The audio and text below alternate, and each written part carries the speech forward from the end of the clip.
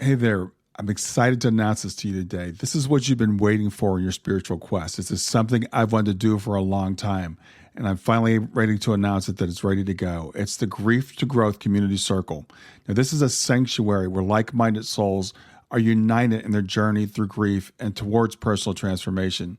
It's more than just a place. It's a beginning. It's a commitment to growth and understanding. Here you're finding not just a community, but you're entering a circle of trust and depth. You're going to engage with interactive coursework. You'll dive into exclusive podcast episodes and partake in discussions that illuminate the path from mourning to empowerment. This is a realm where every question is honored and every individual's journey is validated. To be part of this exclusive circle, visit us at grieftogrowth.com/community or look for the chat icon at the bottom of every page on the main website. Remember that entry is a privilege because I want to ensure that every member is as dedicated and genuine as you are. You must apply to join, but the journey within is worth every step. So go ahead and join us today. Check it out, grieftogrowth.com/community, and I look forward to seeing you there. Hi there. Welcome to Grief to Growth podcast. Your host is Brian Smith, spiritual seeker, best-selling author, grief survivor, and life coach. Brian believes that the worst tragedies of life provide the greatest opportunity for growth. Brian says he was planted, not buried, and he is here to help you grow where you've been planted by the difficulties in life. In each episode, Brian and his guests will share what has helped them to survive and thrive. It is his sincere hope this episode helps you today. Hey, everybody, this is Brian Smith back with another episode of Grief to Growth. And today I've got with me Jonathon Aslay. Jonathan's written a book about dating in midlife, and Jonathon also has a son that's in spirit, and we call those shining light parents. People have children in spirit. So I'm going to introduce Jonathon. We're going to talk about relationships. We're going to talk about grief and those types of things. So Jonathon is one of America's leading midlife dating coaches, and is expanding on a deeper essential philosophy of what it truly means to love. After Jonathon lost his 19-year-old son, Connor, in 2018, his grief led him on a soul-searching inner journey where he became aware of an often overlooked dimension of the dating conversation, and he realized the process of dating reveals the most common emotional health issue faced by many singles that are seeking a partner, and that is a distressing lack of self-love, self-worth, self-regard, and self-love. So today he's on a mission of encouraging both women and men to fully love themselves in his book that's entitled What the Heck is Self-Love Anyway?, which is packed with fun, engaging spiritual and personal growth practices, his dynamic midlife mastery mentorship program that inspires hundreds of people daily around the world, and Jonathon's podcast, What Will Love Do? And his website is jonathonaslay.com, and I'll put that in the show notes, but it's Jonathon, Jonathon, Aslay, ASLAY.com. So with that, I want to welcome Jonathon Aslay to Grief to Growth. I'm excited to be here. Thank you so much for having me. Yeah, Jonathon, it is really good to have you on. We were just talking right before we got started. We have something in common, our children in spirit, and we found out they're almost exactly the same age. Your son, Connor, passed in 2018 at the age of 19. My daughter, Shayna, passed in 2015 at the age of 15. Yeah. So when Connor passed, how did it impact you?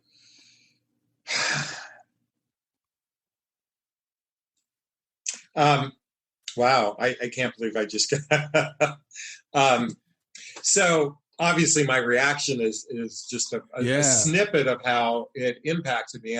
I think as a parent, I know this is true for most parents, but I can only speak for myself. I think the moment my first son and my second son, Connor, were born, I lived in constant fear on some level. I mean, while this is this joyous thing to have this bundle of, this energy and baby and whatnot, I lived in fear of things like, would they drown in the swimming pool? Would they get kidnapped? I mean, boy, anytime I saw something on a kidnapping, I'd go, I'd lose my mind.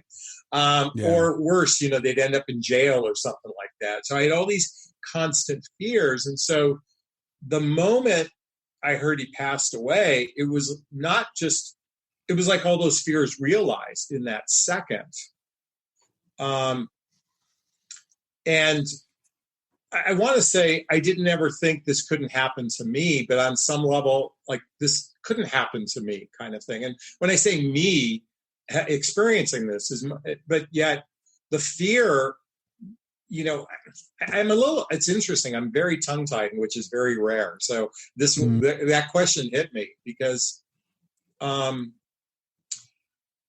recognize that on some level I was prepared for it. Not because, any expectation from him, but I'd been doing a ton of personal development and spiritual work prior.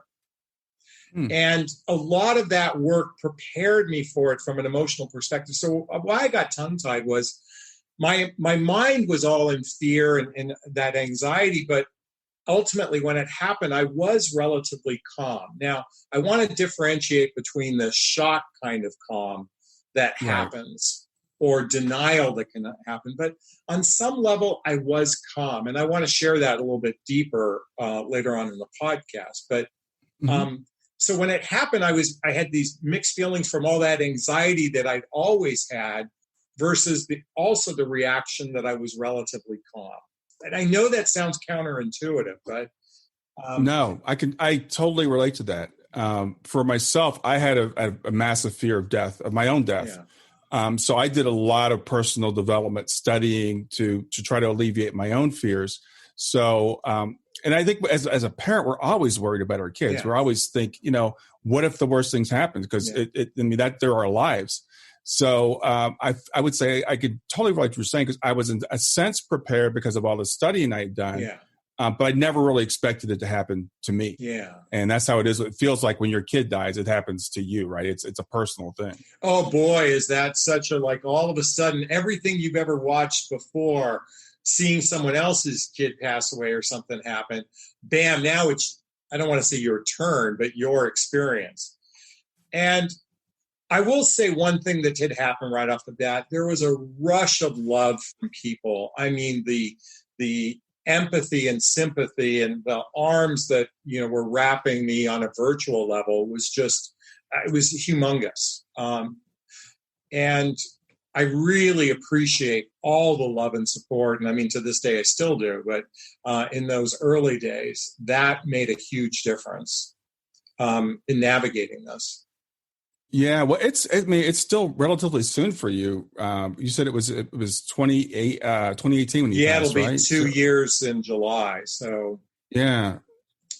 So those first 2 years are just first of all, it's shock, and then it's it's disbelief, and all those things that we go through. So you, it seems like you must have been prepared in some way for you to have turned as quickly as you did to writing the book that you wrote and those things. Yeah, right before he passed, it was interesting. I study A Course in Miracles, and okay. And I just began a study group where we meet every morning on the phone with a group of people, and we talk about each lesson. And there's 365 lessons in the book. And coincidentally, we were talking about death literally 4 weeks beforehand. I mean, a lot of the topics were coming up around death and the spiritual significance of death, and how while the physical body might die, the spirit never dies. And so I was able to lean into that energy in the beginning because I'd already kind of prepared myself from the mental state of going, okay, yes, our body may transition, but our spirit never does. Yeah. Yeah. It's interesting you mentioned A Course in Miracles. I just kind of came across that actually since my daughter passed. And I just interviewed a guy that's kind of the world's leading expert in that a couple weeks ago. So that'll be coming on the podcast and people can find out more about that. But yeah, those things, they do seem to kind of prepare us, but we still go through that shock and it makes it easier, but doesn't alleviate the grief, right? It doesn't make it go away. Yeah.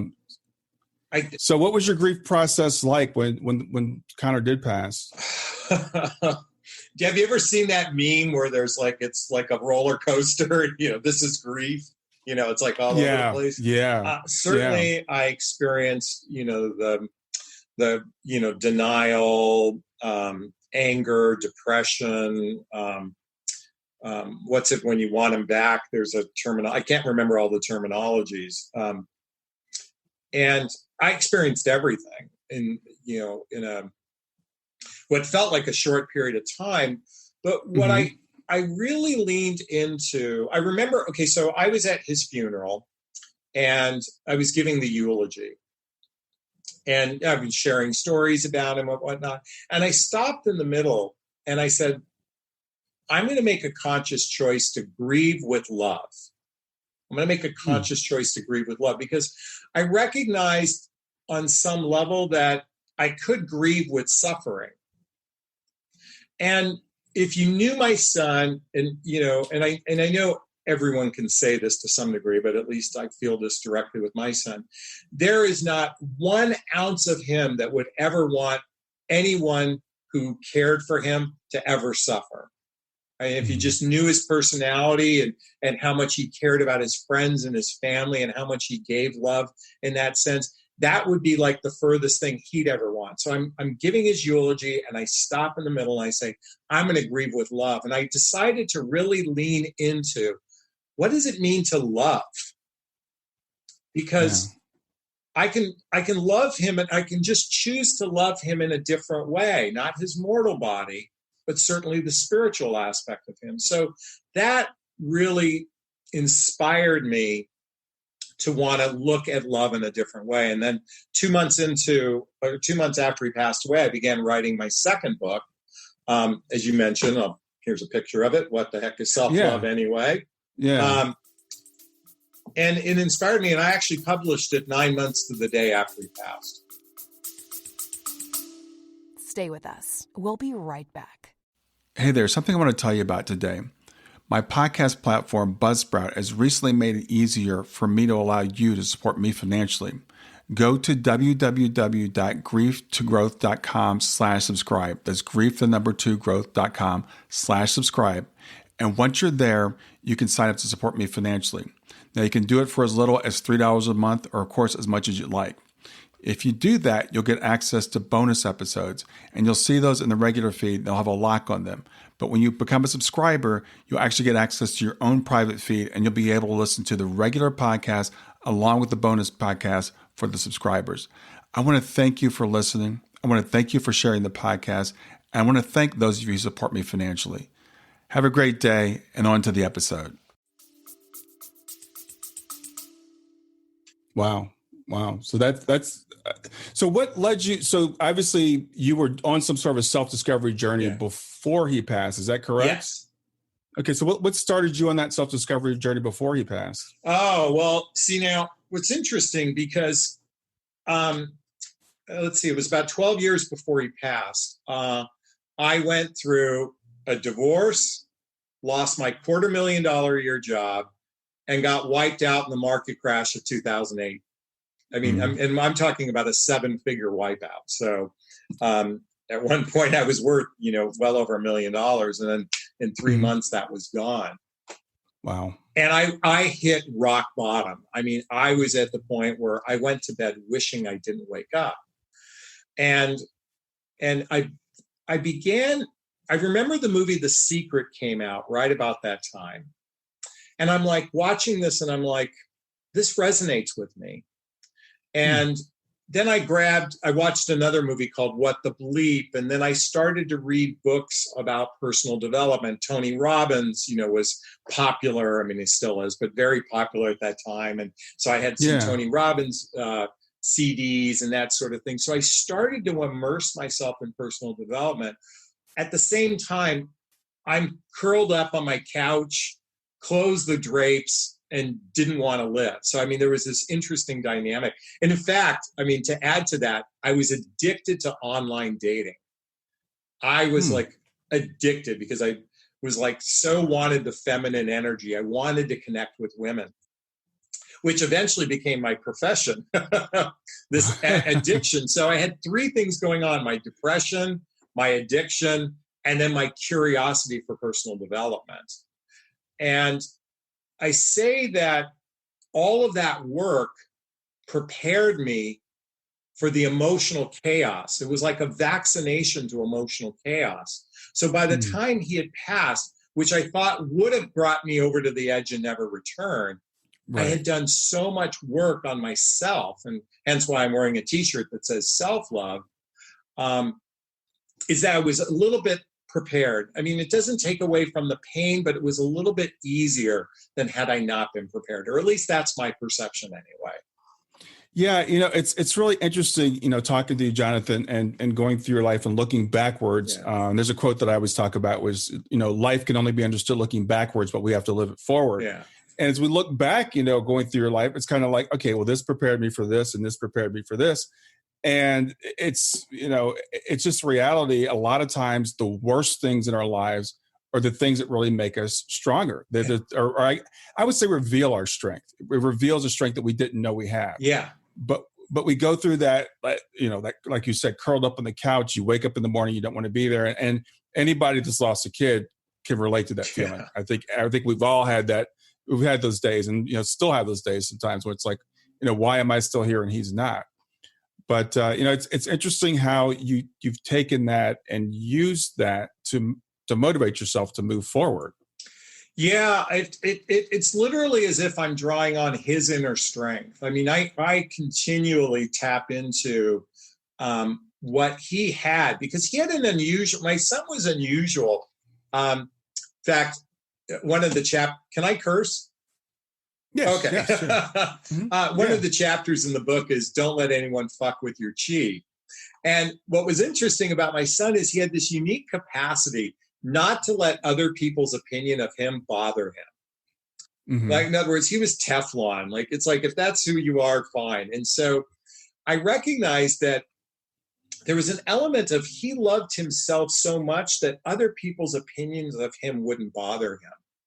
Whereas his dad was the opposite. If someone had an opinion of me that wasn't good, I mean, I was like, I'd curl up and shrink emotionally. So I started to tap into that inner strength with him since the day he passed. It's another thing I find interesting when I talk to people whose children passed early.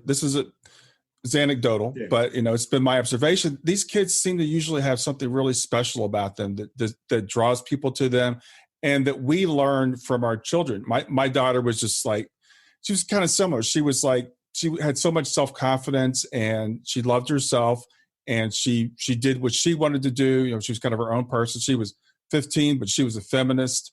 Remember, she wore this t-shirt, this sweatshirt to school one day that, said feminist across it. One of her teachers was like, I want one of those t-shirts. She had my wife make it for her. Yeah. So yeah, there's something about our kids that, even after they pass, we're still drawing strength and inspiration from them. So I'm just curious, do you believe in soul planning? Do you think that you and your son planned this, or? Oh, well, so you're going to find this interesting. There's two facets to what I'm about to share. So, my son struggled in school. He struggled with reading and writing. And, whether he had a learning disability or not, I mean, I believe he did. He graduated high school and he said, look, I don't want to go to college, even though his older brother was straight A student, magna cum laude, double major, like Stepford kid from an educational standpoint. Connor struggled. Mm-hmm. And then, of course, then his mom said, well, we want you to get a job. And he said to me right after graduation, he said, Dad, can you cut me some slack? Can you give me 1 year to figure out my life? In other words, can you give me time because I don't want to go to college. I don't want to get a job yet. I want to figure out things on my own. He passed 1 year and 3 days from the day he said that. And there's no doubt in my mind that his soul knew he was here for a short journey. Like his soul knew it. Like in that moment, his soul was telling me, I'm only here for a year. And in that 1 year, he lived balls to the wall. I mean, he was he had very much a rebel personality in him. Mm-hmm. And he tried and experimented in all different areas of his life. So he got to have a lot of fun his last year, especially with his core group of friends. That's really, really interesting to me because my daughter made little comments here or there that made us think, looking back on it, that she knew she wasn't going to be here for a very long time. And that seems to be, fairly common. And she was the same way. She just loved life. She just wanted to experience everything. and try different things. And so, I see some commonalities there. So I think it's great when we can look back as parents and realize that, and maybe realize, that was the plan, and not, we still wish they were here, but not agonize so much about the fact that that was their journey, and they completed their journey. And now we got to go, do our own thing. Yeah, that's what I got out of, the Course in Miracles. And it's great that you're, investigating it for yourself. One of the things I recognize that we're all here on our own journey. So when I was able to say, okay, this was his journey. In other words, some people have, I look at it like a movie, and his was a short film. Okay. Some people have movies that are a long drawn out drama. Some are action adventure. Some are romantic comedies, and the length of the movie kind of is an impetus for how your life is. So in his case, it was a short documentary, especially the last year, balls to the wall kind of energy. And I was okay with that. In other words, because that's his journey.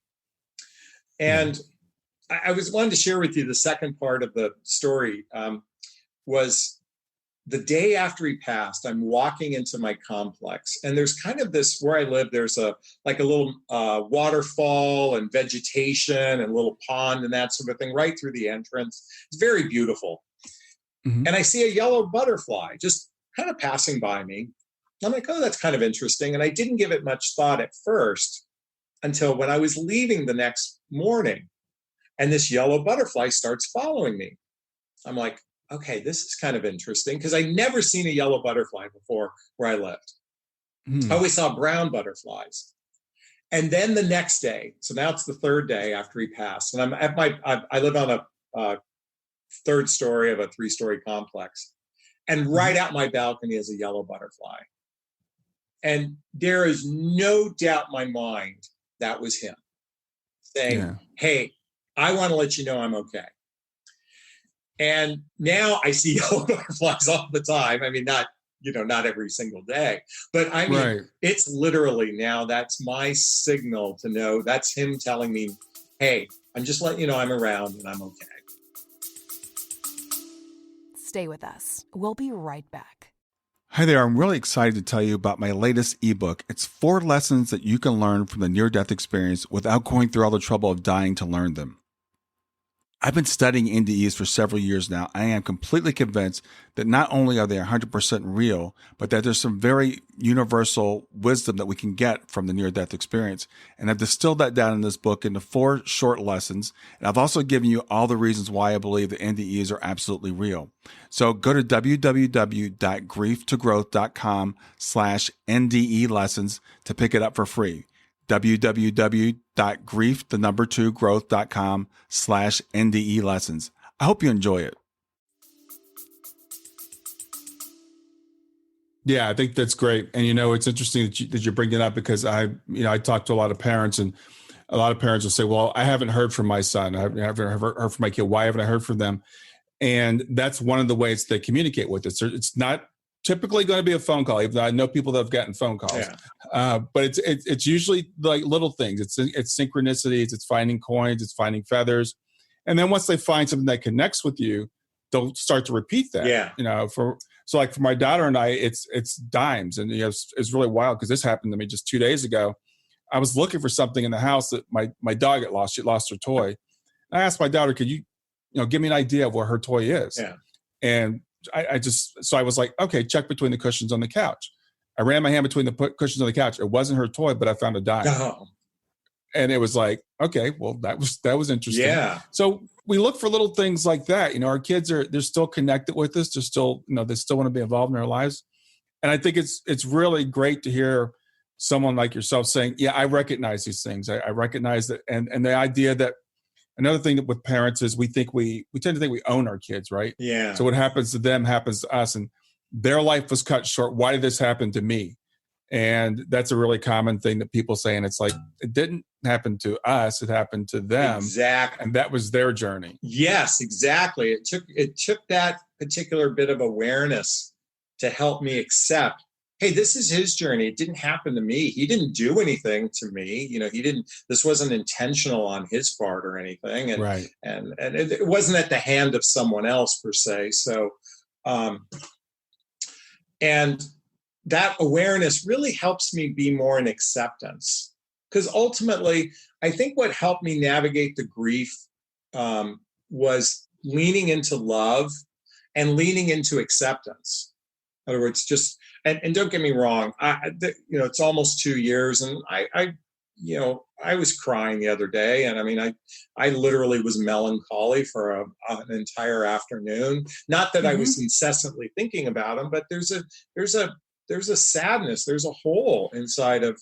I can only speak for myself, and I'm almost certain you and everyone else feels the same way. There's a hole inside of us. I just do my best to fill that hole with as much love as I can possibly can, for myself, for him, for everyone on the planet. Yeah. I had a grief counselor that came by the house right after Shana passed, and she said that it was really profound. I think she like had this model of the heart, and she said, so when Shana passed, it left a hole in your heart, and now the edges are ragged and they're rough and they're raw. Yeah. That hole will always be there, but the edges will smooth over. Yeah. And there will always be a place in my heart for her. There will always be a longing for her. I will always miss her. Yeah. And I don't intend for that to change. I don't want that to change. I want to, to have that for her, because that's my love for her. Yeah. But it doesn't have to be raw every day, and it's not as bad every day. And when it is bad, we deal with it, and we realize it's going to pass. So we lean into those feelings. We have those feelings, and then we let them go and we move on. Yeah. I don't know if it's appropriate to share with your audience, but I've done some spiritual journeys using plant-based medicine. Oh, yeah. And actually, each time I've done it in the last year, and I've done it 3 times, I've connected with him. I mean, I've connected with him on a deep level. And one of the messages he sent me, which I thought was very profound, was I was kind of playing with my eyes open and my eyes closed, because when you're on the medicine, everything is kind of euphoric and kind of a dreamlike state. And there was a bright shining light. And he says, hey, Dad, you don't have to close your eyes, because the light of love is just engulfing you right now. And just always remember the light of love is on. So you don't have to. And what I think he meant when he said that was closing your eyes is like being afraid, being a fear, not of him, but just in life in general. He's like, keep your eyes open your eyes to love, and that will get you through anything. And it was like, that message came in so loud and clear. As well as he said one other thing. He said, be grateful, because I'm already in the light of love. Like, in other words, lean into gratitude. I'm already in love. I'm in that space of love. And be grateful for that. You'll get there, what he's saying, but I'm already there. Yeah, I think that is so awesome. And I'm curious, was it ayahuasca that you did? No, I did psilocybin. Okay. Yeah. Well, it's interesting. They're doing experiments with psilocybin, and there's just some real medical benefit to psilocybin. God, yeah. I mean, I'm not promoting it, but yeah, there's people for depression and anxiety, and they're using it in medical settings, and we're starting to understand plant-based medicines. And I have friends that have taken ayahuasca, and I've been interested in it because as a medicine, not as a recreational. Yeah, thing. exactly. I do it as a spiritual journey, and it can open up our eyes to a greater reality that our brain filters out. Yeah, I mean, we've got these senses that kind of block everything else out. So I think that's really cool, and I think it's a universal message that we can all take to heart. And again, as parents, when our children leave before us, we miss them. A lot of people grieve for our children, like they miss this, they miss that. Yeah. And it's really important message to say they didn't miss anything. There, as you said, he's in the light of love. Yeah. He's in bliss that we'll get to soon enough. Yeah. My ex-wife struggles a bit because she has that, I want to say the word fantasy, and please forgive it because there's probably a better word, but like he getting married, having children, she being a grandma to his children. So she has this missing of that, which I don't have that same strength and desire. Like I don't have that same desire as she did per se. I miss him because I liked my son. Like, what's interesting? Yeah. I and actually both of my boys. I mean, what's interesting is a lot of parents may love their children, but they don't necessarily like their children. Right. And both my boys were polar opposites. I mean, they were they could be so two different people. But I really liked them. And what I miss most is I just liked hanging out with him. I don't know how else to describe it. No, I think it's a great way to describe it because I like both my girls, and Shayna is younger. She's 3 years younger than my daughter, Kayla, and I miss her being here for her sister. Yeah. I miss that. I didn't have the fantasies of grandchildren and stuff like that. That's just, some people do. Yeah. I don't. Yeah. So I don't really miss that. But there are times, she would be a sophomore in college now, and she was going to go to my alma mater. So, there are times when I miss those things, but it's for me, right? She was a few weeks away from getting her attempts to start driving, and she was really excited about, driving. Yeah. And it's funny because one of the readings I had with the medium, she said, Shayna is handing me car keys. Why is she handing me car keys? And she's like, and I told her she was 15 and a half. And she said, I think she's telling me she's driving on the other side. So she's like, I don't know if it's literal. I don't know if they really have cars there. Yeah. But, she's giving me this message. She's not missing that, right? Yeah. We're missing those things, but they're not. We'll get back to Grief to Growth in just a few seconds. Did you know that Brian is an author and a life coach? If you're grieving or know someone who is grieving, his book, Grief to Growth, is a best-selling, easy-to-read book that might help you or someone you know. People work with Brian as a life coach to break through barriers and live their best lives. You can find out more about Brian and what he offers at www.grieftogrowth.com, www.grief2growth.com, or text growth, GROWTH, to 31996. If you'd like to support this podcast, visit www.patreon.com/grieftogrowth, www.patreon.com/GRIEF2growth to make a financial contribution. And now, back to Grief to Growth. Yeah. Oh my God. Thanks for sharing that. So cool. Yeah, but our kids, and I feel this from you. I mean, my kids are my life. I mean, I didn't understand. You talk about self-love. I didn't understand unconditional love until my children were born. I mean, that's when you look at that kid and you go, "Wow, I would do anything for you." And there's nothing that you could do that would make me, not love you. And you love them, whatever they do, whatever their thing is. And my girls were very different, in some ways, but you love both of them, and you love them differently but equally. Yeah, it's interesting. You mentioned unconditional love. And I think as a parent, and on some level, and hate, I'm about to use the word hate, but there's another word. That's the only one that comes to mind. On some level, I hated being a parent because unconditional love can feel incredibly overwhelming because I want to protect them. I don't want them to ever get hurt. Everything about wanting them to be incredibly safe was also a huge pressure for me. Yeah. And so don't get me wrong. I love my kids, but parenting, unconditional love felt like a burden at times. It makes you vulnerable. Yeah, exactly. I remember before we had kids, I had a friend that had a child, and she said, having a child is like taking your heart out of your chest and letting it walk around in the world, and it's totally exposed because you realize how vulnerable you are. If something happens to your child. And with Shayna, our girls were both healthy for, most of their lives, but then Shayna was diagnosed with rheumatoid arthritis, which was pretty serious when she was about 10, I think. Okay. And then like a year or so later, she was diagnosed with a heart condition. Okay. So we went from her being really healthy to, me having to be concerned about her with the medications I was giving her and the things we were going through. And you're right. It's extremely, it makes you vulnerable. Yeah. But it's worth it. It's worth it. I wouldn't trade it for anything in the world, but they become your lives. I want to say that the one thing that happened the moment he passed was that 800-pound gorilla that I was carrying about unconditional love on some level disappeared. In other words, and it disappeared not because he wasn't here.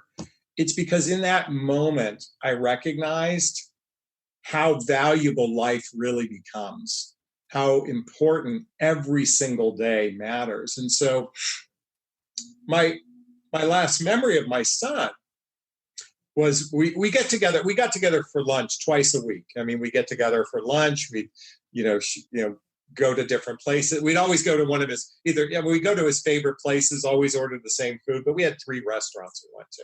Mm-hmm. And 2 days before he passed was the last time I saw him. And we always said goodbye the same way. I love you, and with a hug, and I'll see you later. Yeah. And I'm grateful that on some level, that's my last memory of him. Yeah.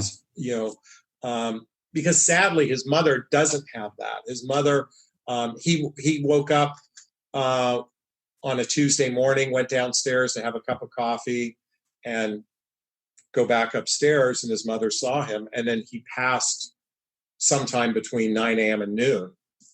And so for her, it's like this, I just expect to see him later in the day. Yeah. And I at least have a little different memory, because that I know I'm making a big deal about this, or at least it's a big deal for me. I'm so grateful I don't have that experience, because that would feel painful to me. Yeah. And I worked with a guy to do some trauma work, because for me, my daughter, the night before, because she was still living here, she was 15. So we were sitting on the couch and we went to bed, and she goes up to the bathroom, and she was in the bathroom. The door was closed. So I just said, good night through the door. I didn't hug her that night. Every night I would hug her and give her a kiss, but that night I didn't. And then the next morning she didn't wake up. So my last memory was finding her, in bed the next day. But the thing our kids tell us when they come through mediums or through after-death communications is, I don't want you to remember the last moment. If you have a memory like you, that's great. Yeah, it's kind of, for me, I lean into that memory. Yeah, I think it's great that you have that. But I'm like, I could agonize over the fact that I didn't kiss her that night. Yeah. I could say that was my last moment, and why didn't I kiss her? Yeah. But I don't. I kissed her every other night before that. Yeah. And she knows I love her. And in fact, she would even say to me sometimes, you don't have to tell me you love me all the time. I know. But I'm like, no, I'm going to tell you anyway. By the way, now let me ask you something. So you have another child, right? So with my other son, I'm like, look, we're going to hug and kiss every single time we see each other. Yeah, yeah. Every communication between us always to be, I love you at the end. I put a little pressure on him a little bit because of this. And I say, look, cut me some slack. And he's actually understanding. Yeah, I think that's natural. How old is your other son? They're 3 years apart. So he was 22. Okay. But he's 24 now. Okay. So yeah, same as my girls. Yeah.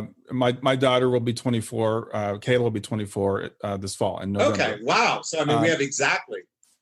Yeah. So we always, the thing is, this goes back to my past, but I always hug my girls and kiss them, because I was like, I'm going to overcompensate for my childhood. So I do that anyway. But I was telling Kayla the other day, she called me on the phone and she goes, what was that sigh when you answered the phone? I said, because you only call me when something is wrong, for one thing. She texts me. Don't get me wrong. She texts me. But I said, you only call when something's wrong. So the other thing is, you have to understand, I'm still going through PTSD, right? Yeah. And I'm going to be for the rest of my life. So when you call, when the phone rings and it's you, tell us, first of all, I'm okay. That's got to be the first thing out of your mouth. I'm okay. And she's learned. She has, that's her burden to bear for the rest of her life. You know what? Identical with my son. I literally, if you're calling me, just start with everything's okay. Yeah. Yeah. They got to cut us some slack on that. I think that's fine. I think we deserve that. Yeah.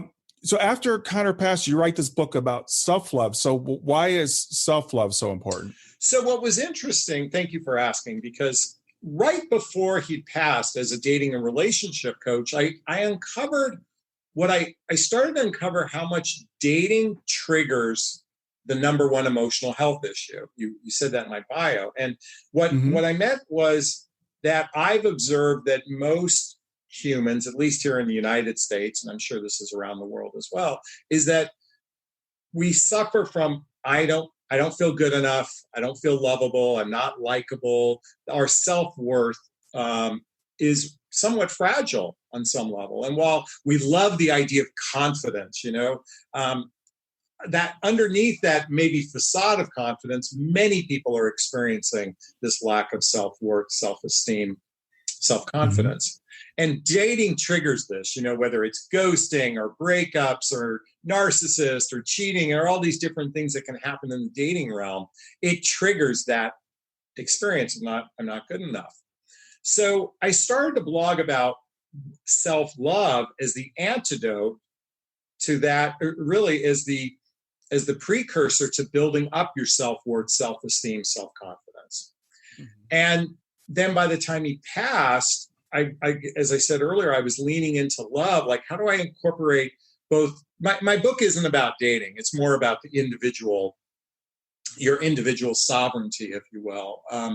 And as I kind of wrap up in the book, I say it's a vaccination to emotional chaos, because whether it's the passing of a loved one or a breakup or ghosting or whatever happens in one's life, it could be health issues and whatnot.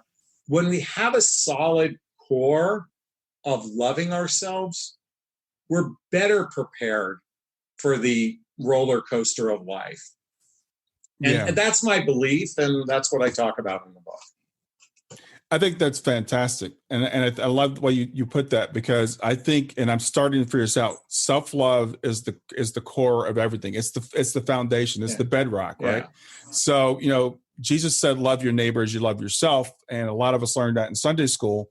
And we were taught that means that, you should love your neighbor. But the first thing is you have to love yourself. Yes. And that's the thing that a lot of us don't really, understand. And I was talking with the guy last night who's written a book about the 10 life lessons learned from near-death experiences. And the first lesson, the universal lesson for people with near-death experiences, the other lessons, they might pick up here or there. It's all about unconditional love. It's all about unconditional love. Yeah. And again, the first love is the love for yourself. Yeah.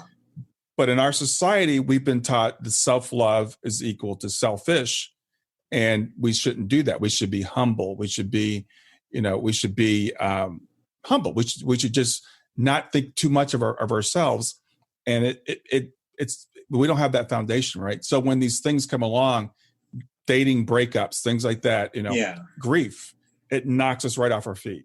So what's interesting in the Course in Miracles, we talk about it's not stated in this way, so I'm going to give you my interpretation of it. There's the unhealthy ego, because when we talk about self, we're talking about ego, and there is an element of unhealthy ego that either attacks ourselves. There's a self-crucifixion that can happen, or we judge others or compare ourselves to others and that sort of thing. That's really coming from unhealthy ego.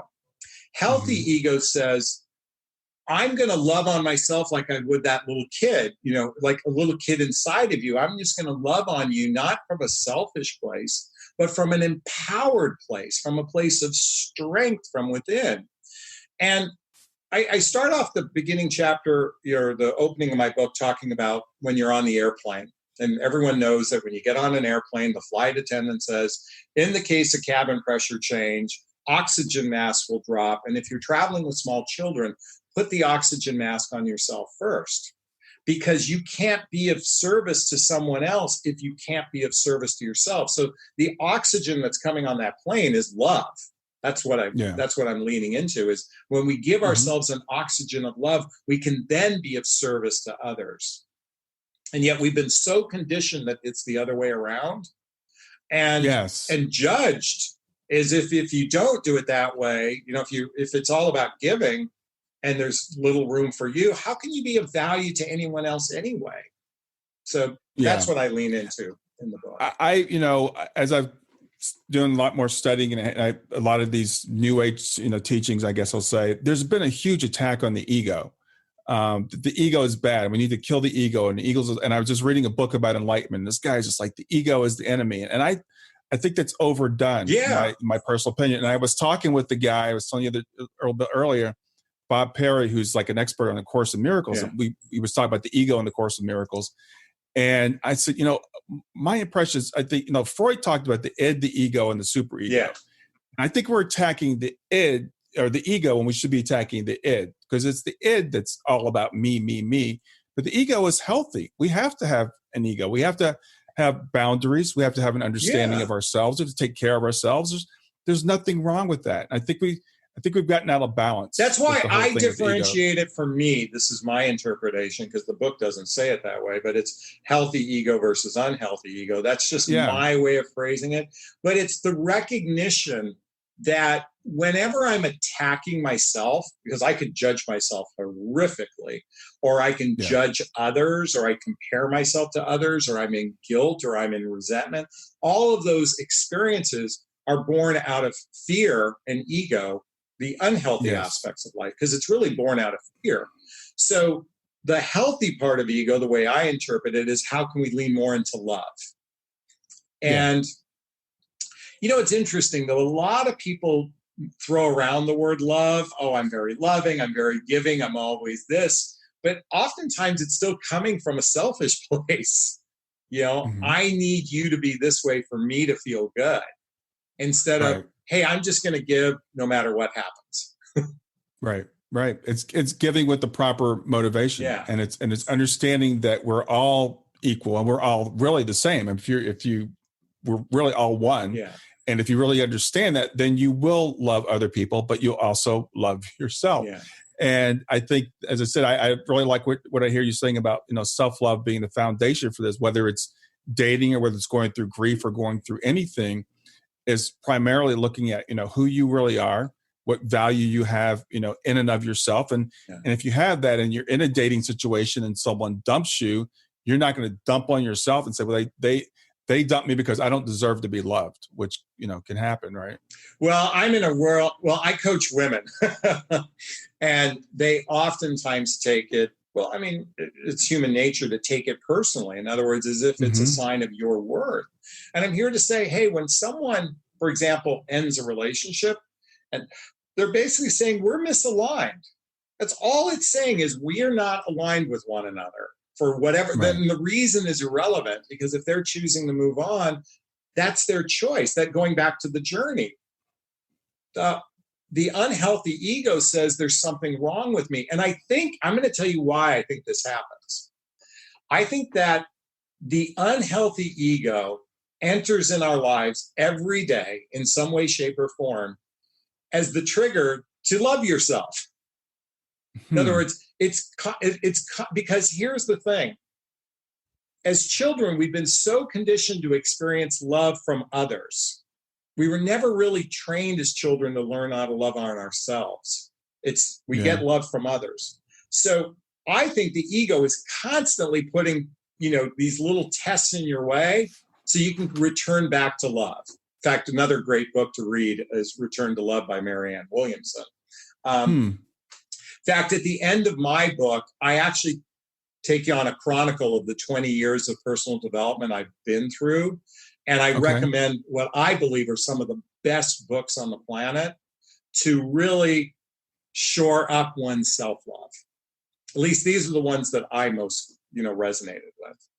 Yeah. Well, it's interesting that you say that, because I think a lot of times we do tend to, we try everything until we find something that works, right? So trying to find love from other people and relying on that, relying on them for our own self-worth, we eventually figure out this is not working. And we get to the rock bottom that you referred to earlier. And we all reach it at different points, through different ways, at different times. Yeah. And I heard someone the other day, and I wish I could remember who it was so I could give them credit, but they were saying, rock bottom is really a blessing, because it's what motivates you to start moving up. And when you hit rock bottom, there's only one way to go. So once we get to that point where we've said, okay, I've tried this, and it's not working. Let me try something different. Let me try turning within, as Kelvin Chin, a guy I've interviewed, also said, it's that turning within, where we start to say, let me look at my own self-worth. Let me love on myself. Let me get that motivation, that feedback from myself. And if I do that first, then I can love other people, and then I'll get the love that I need in return. And if someone says, I don't want to be with you, I can say, like you said, we're misaligned, not you're worthless. Yes, which exactly. is the way some people hear that. Yeah. It's hard to do it when you're in depression. There's no doubt. And I even talk about in this my book, I'm a huge proponent to seeking medical help. If you feel so far down the rabbit hole, please go out and see, professional help. Not that I'm a big proponent on medicine as a way to curb it, because ultimately hope is the only way to, I believe having people, when you're in depression, you've lost hope. I feel like that's like the core element. So personal development is shoring up that level of hope. That's my invitation. But if you need medical treatment and need to see people that are professionals at this, don't go to, some life coach that you saw online. And no disrespect to life coaches, but because I'm a life coach. But start with professionals, because there's a lot of people out there giving quasi advice, to help, and that may take you further down the rabbit hole. Yeah. And by the way, let me say one other thing. A good life coach knows that and will send you, Exactly. That's what I was going to say. Oh. I'm a life coach myself, and my daughter is a mental health professional. She's in counseling. Yeah. She's a mental health counselor, and she's working on her master's degree. And I'm doing this life coaching course right now to teach other life coaches. Now, one of the things they said I really liked is, there's a place for life coaches, because life coaches are typically looking forward. Yeah. We help people to understand where you are, to understand what your motivations are, what you want, and to make plans. Yes. If you need a professional counselor to help you look back and figure out why you are where you are and the issues you're having, that's not a life coach. Yes. And that's something that we need to understand as life coaches. That's not what we do. So we refer people that need counseling to counselors. But if you're in a situation where you feel like I'm stuck, I know what I want to do, but I just can't get there, that's where a life coach can exactly. help. Well said, Brian. Well said.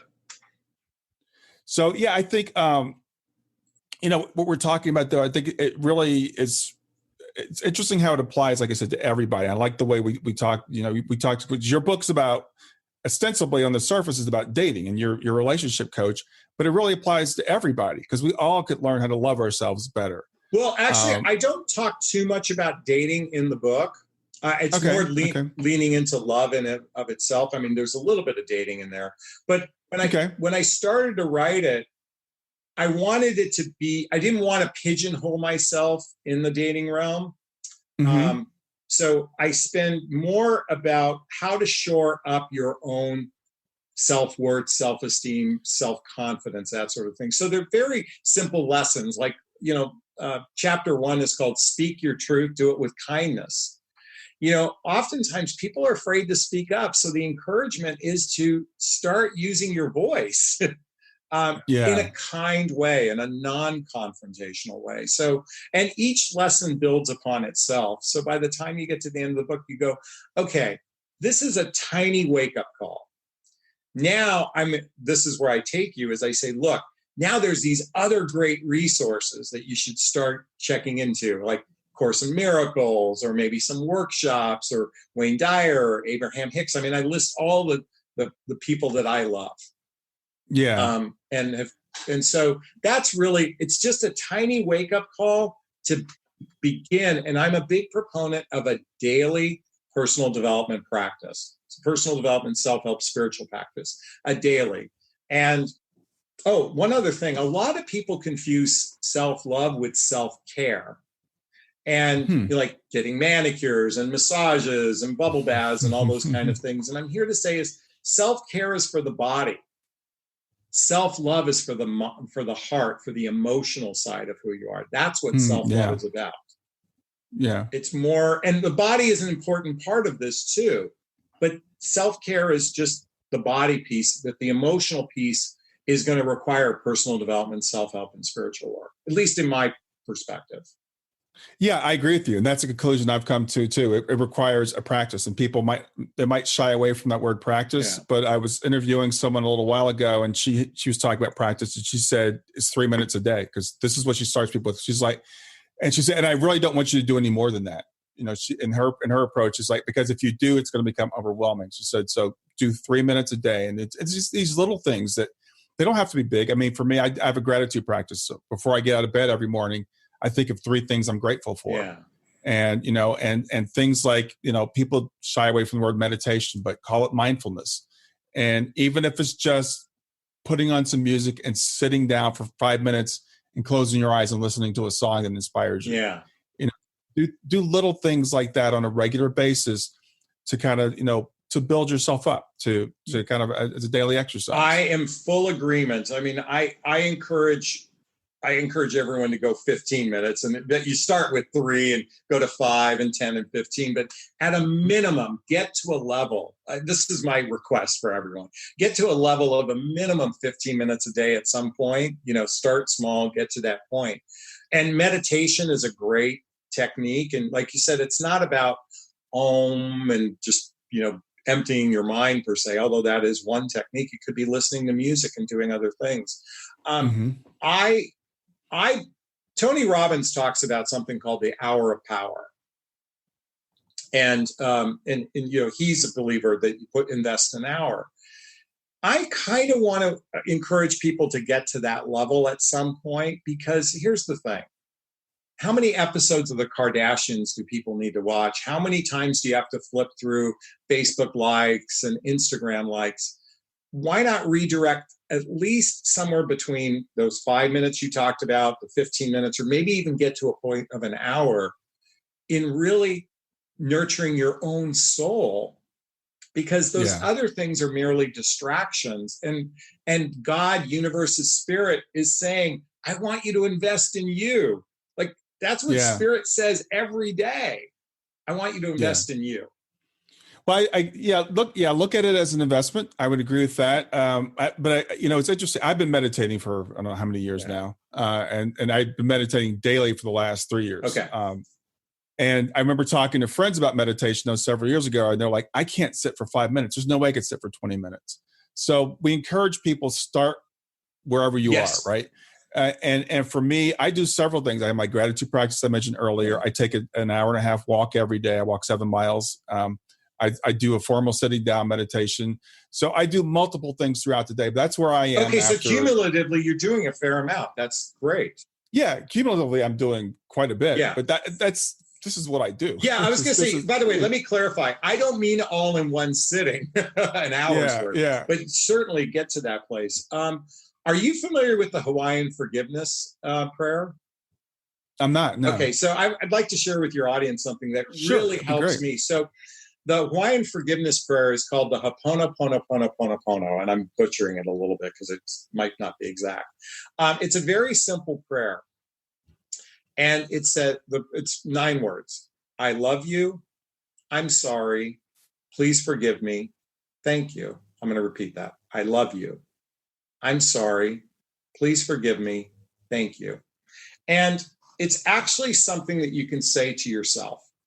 And what's interesting about this prayer is that it's kind of like it's like an NLP pattern interrupt. So if you're ever feeling fear, anxiety, angst, melancholy, and I'm not talking about deep melancholy or deep depression or anything like that, just those beginning moments where you ever feel anxiety, say this prayer. And sometimes I say it 10 times a day, or 10 times in a moment. Mm-hmm. But it actually reshifts your brain patterning, because forgiveness actually means forgiving love. And this is a great exercise to give yourself love. So forgiveness, forgiving love. And I do this throughout the day whenever I'm feeling a little angst or whatnot. And so like what you said, there's all these little things like gratitude, the forgiveness prayer, maybe watching a video, maybe listening to a podcast. All these things are nurturing our soul, I think, on a healthier level than, like I said, the distractions of life, because we can get so hypnotized by this little device.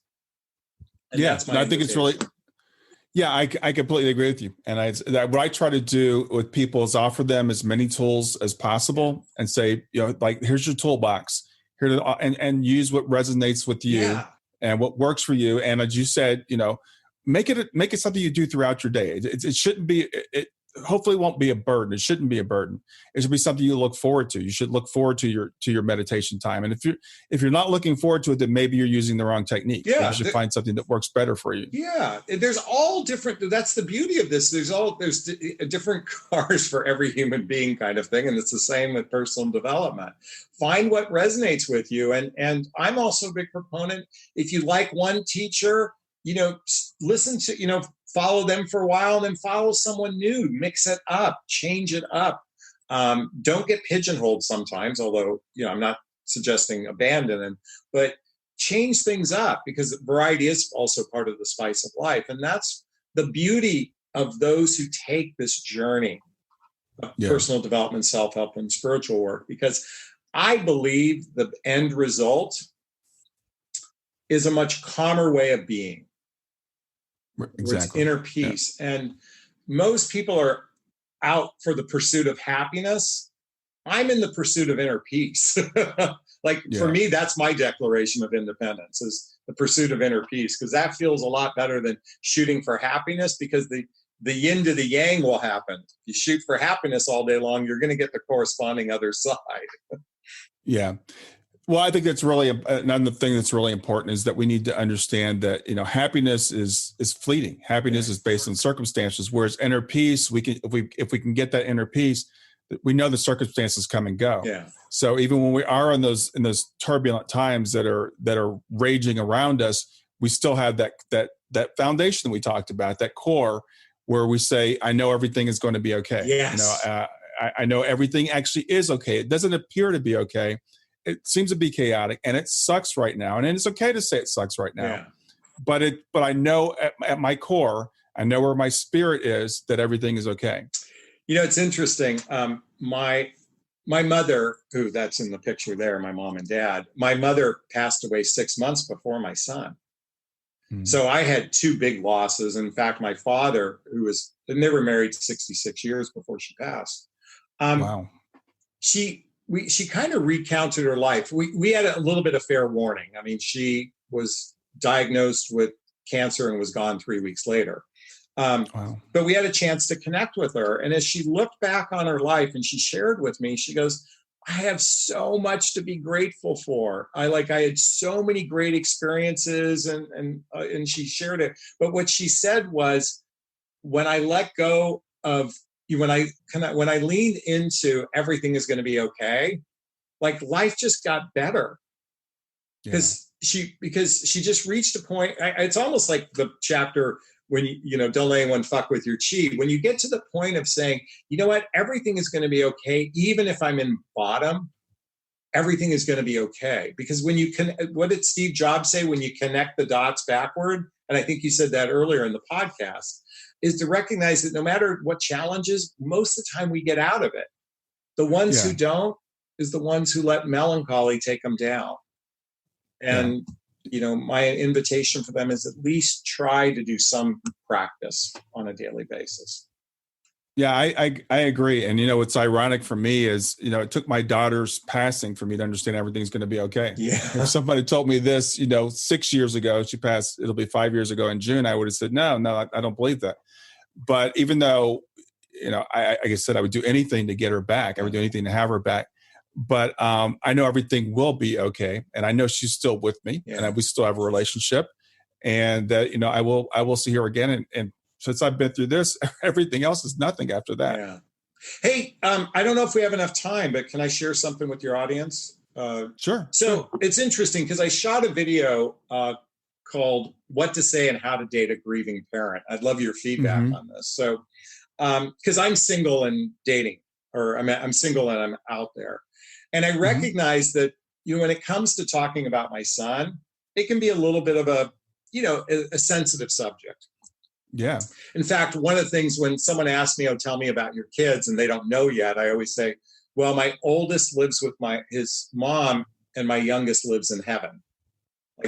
That's my way of saying I don't have him around. So, but one of the things that happened in early on was when people kept saying, oh, I'm sorry for your loss. I'm sorry for your loss. I'm sorry for your loss. And I don't know why, but that triggered me, because there's nothing for you to feel sorry about. And what I mean to say is you didn't do anything wrong. And I know the term "I'm sorry" can have multiple meanings. It bothered me. Right. So it wasn't until one of my dear friends said to me, it was like 3 weeks after he passed, and I saw him, he goes, "Jonathon, there are no words. There are no words. And you're in my prayers. And can I give you a hug?" And what I liked about that was when you say there's no words, it didn't require me to respond to him. When he says you're in my prayers, it's like, wow, that feels like love. And he goes, "Can I give you a hug?" That's loving. So, when someone says "I'm sorry," it requires kind of a response back. But when someone said there are no words, it's exactly true. Like there are no words. There's nothing you can say to me that's going to feel good. So if you just say there are no words, I get it. You're acknowledging it because there's nothing you can say to change this. And so when it comes to dating a grieving parent, I certainly would encourage, that's my invitation. And I don't know how you feel about it, but that's just what resonated with me. It's interesting because I wrote a book on grief, and one of the things I talked about are things to say and things not to say to a grieving person. And the thing is, there are no words. And I said this, I think I said almost the exact same thing. Yeah. I don't know what to say. There are no words. That's the perfect thing to say because there are no words and there's really nothing you can say. And me, even being 5 years into this and dealing with the thousands of parents I've dealt with, I still sometimes say I'm sorry for your loss because that's what everybody says. We're so conditioned for it. So that does come out. But what I'll say is like, I know this is hard. I'll say that to people sometimes. I don't know how you feel, but I know this is hard, just acknowledging their pain, and that required them to come back with anything. So there, things like that, where you just acknowledge the person's feelings without, but it's difficult. It's difficult for the other person too. It's hard for us as the griever, but for the other person, they don't know what to say. Yeah. Well, that's why I like there are no words. It's actually the one thing. I do. I like that a lot. Yeah. I was at a dinner with someone, and what I usually do, it depends on their relationship. If I was at a dinner with a woman I was never going to see again. It was a business dinner thing, and we just happened to be sitting at the table with them, and she asked about my kids. I'll usually just say I have, 2 daughters and blah, blah, blah. Then they'll say like, well, where did they go to school? Because she happened to live close to where I live. And so I'm like, and then finally, when they asked the third question, then I'm like, okay, well, Shayna, Shayna's in spirit, because people get awkward when you tell them that your kids, on the other side. So I don't lead with that. Yeah. If it's someone I'm not going to have an ongoing relationship with. Now, if it's someone I'm going to have a relationship with, then I'll just tell them up front, Well, from a dating perspective, it's kind of one of those questions. Oh, how old are your kids? Blah, blah, blah. And it's kind of like, I feel, and sometimes I actually give them the heads up before, like sometimes I'll shoot even a text message. I'll just, before I meet someone, I want you to know this ahead of time. And the reason why I even send it in an email or text is because it gives them a second to process it. Yeah. Because when you're face to face with someone and they tell you this, it is, I'm not at the, well, I am at the receiving end because I experienced it with you, but this is an experience I know. I can imagine how hard it is to hear that information. And again, they don't know what to do. It's almost like deer in the headlights. So I prepare them, at least from a dating perspective, a little heads up, because I know that's a big responsibility to navigate, emotional responsibility. I agree. And that's the only reason, because a lot of parents will ask me, so how do I respond when someone asks me how many kids do I have? Yeah. And I'm like, it's totally personal. That's up to you. And I suggest you rehearse it and think about it because it's going to happen. Yeah. And so I have thought about that. And the reason I hold back with some people is not because I feel uncomfortable talking about Shayna, because I don't feel uncomfortable at all. It's because I know it's going to make them feel uncomfortable. I'm like, and what level of pain do I want to put them through if we're just having a conversation standing in line at the movies? Yeah, exactly. I'm not going to go there with them. So that's the way I handle it. Now, this is always, and that's the thing, a lot of people, and I can already tell with you, they feel like it's going to be uncomfortable for me to talk about it. It's quite the opposite. I want to talk about him. Ask me questions, like you can say anything. In fact, I may feel a little sad for a moment because I'm missing him.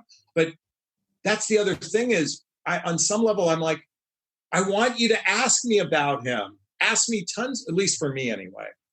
No, because that keeps them alive for me. That's a great point that we need to tell the people that don't know what to say to a grieving person.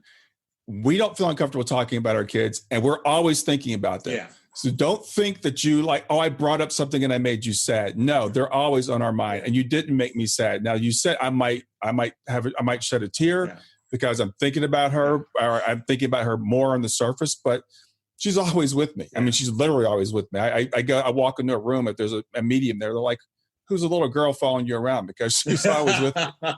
So I know she's with me all the time. Well, I want to end, or I want to say that for those of us who are going through, this loss, and I can, again, only speak for myself, I want my friends to ask me about him. I want them to, bring him up, because that lets me know that, he's still around too. So those that feel afraid, I'm just going to encourage you to, ask questions. Tell me a story about when he was 5 years old, or, tell me a story about her when she was in sixth grade or whatever, invite that conversation, because we're dying to talk about our kids, or at least I know I am. Absolutely. By the way, poor choice of words to say I'm dying to talk about them. No, but every parent I've talked to, and I've talked to thousands, says that I want to talk about my kid. I like to talk about my kid. I shouldn't say every parent. Sometimes in the early stages, I have known parents that have said, actually, I did talk to a client that said, we don't bring him up. Her husband and her other son, they don't bring him up. And I'm like, this is something we need to work on, because, they're all walking around thinking about him, but they don't talk about him. Well, Jonathon, we've been going about an hour now. I really appreciate your time. It's been great getting to know you. I want to give your information again, and then I'll ask you if you have anything you want to close with. Sure. But your website is JonathonAslay.com. That's JonathonAslay.com. I'll put that in the show notes. The book is What the Heck is Self-Love Anyway? Sounds like a great book, so I encourage people to check it out. Yeah, thank you so much. I'm so honored. I've done a number of conversations around grief. It's rare that I get to talk to someone who's in the same, and we have so much similarity here with our kids' age and everything, and the timing and whatnot. So I'm really grateful that I had a chance to speak with you, because this actually helped me feel better as well. So I just want you to know that. I'm very grateful. Well, awesome. You enjoy the rest of your day. Thank you. Likewise. Have a great day, everyone. Well, I hope you enjoyed the episode. I want to make it really easy for you to reach me. So just send me a text to 31996 and simply text the word growth, GROWTH. In fact, you can right now just say, hey, Siri, send a message to 31996. And when Siri asks you what you want to send, just say growth. You can do the same thing with OK Google. Thanks a lot. Have a wonderful day. Thanks for listening to Grief to Growth. Brian hopes that you find this episode helpful and will come back for future episodes. Brian's best-selling book, Grief to Growth, Planted Not Buried, is a great resource for anyone who is coping with grief or knows someone who is. If you enjoy the podcast and would like to support it, there are 3 things you can do to help. The first is to share the podcast with someone that you think it will help. The second is to go to iTunes, rate, and review the episode. The third way you can support the podcast is by becoming a patron. Head over to www.patreon.com/grief2growth. That's patreon.com/grief, the number 2, growth, and sign up to make a small monthly donation.